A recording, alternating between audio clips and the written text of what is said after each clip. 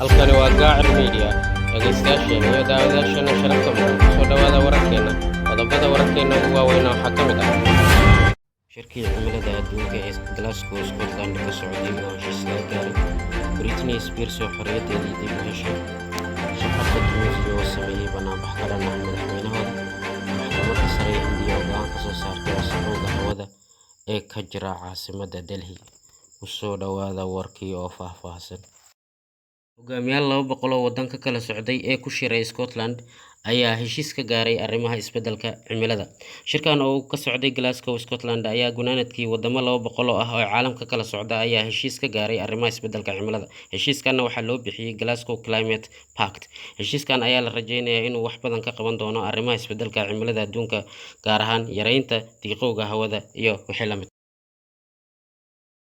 Britney Spears oo xayiraadii laga qaaday. Britney oo ahayd gabar fanaanad Mareykan ah ayaa xorriyadeedii dib u heshay kadib muddo 13 sano oo xayiraad saarneed. Xayiraadaas oo kaga timid waalidkeed, gaar ahaan sanadkii 2008 markii hoos u dhac ku yimid sumcadda Britney ee ay bulshada ku dhex lahayd. 13 sano Britney waxay ahayd qof la ilaaliyo oo aan go'aan lahayn, gaar ahaan arrimaha nolosheeda, oo go'aanka nolosheeda waxaa gaar u lahaa aabaheed, Mr. Jimmy Spears.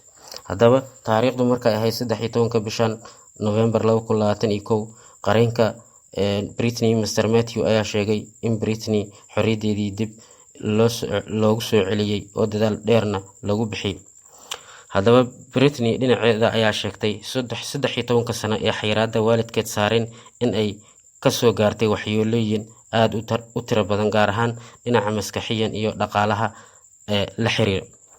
Fanaanadan oo hadda 39 sano jir ah ayaa waxaa la rajeynayaa in fankeedii 13 sano ay ka maqneyd in ay dib ugu soo noqon doonto. Halka aad warkaas kala socotaan waa Gaacir Media. Shacabka Tunisia oo sameeyay banaanbax ka dhan ah madaxweyne Saacid. Banaanbaxan oo ku soo aaday xilli madaxweynaha uu xilkii ka qaaday ra'iisul wasaarihiisa iyo baarlamaankii uu kala diray. Haddaba, banaanbaxan ayaa waxaa soo qaban qaabiyay kooxo la magac baxay muwaadiniinta ka dhanka ah inqilaabka ama afgembiga. Banaanbaxayaasha ayaa dalbanaya in madaxweyne Saacid uu soo celiyo baarlamaankii shacabka ay soo doorteen iyo inuu ilaaliyo xorriyatul qowlka iyo dhaqanka dimuqraadiyadda. Muwaadiniinta ayaa ka cabsi qaba, waa siday sheegeen, inuu madaxweynaha isku beddelo kaligii taliye. Maxkamadda Hindiya ayaa amartay in guryaha lagu shaqeeyo wasakhowga hawada ee caasimadda ka jira awgeed. Caasimadda Hindiya ayaa la ildaran wasakhowga hawada, tanna waxay sababtay inay hakad galaan hawl maalmeedka muwaadiniinta Hindida ee ku dhaqan caasimadda. Haddaba, iyadoo ka duuleyso maxkamadda sare ee Hindiya ayaa go'aamisay in guryaha lagu shaqeeyo.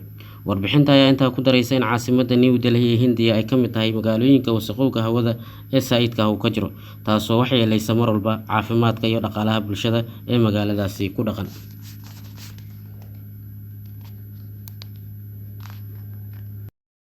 Dhageystayaasheena iyo daawadayaasheena sharafta mudan, intaa waxaa inagaga warkii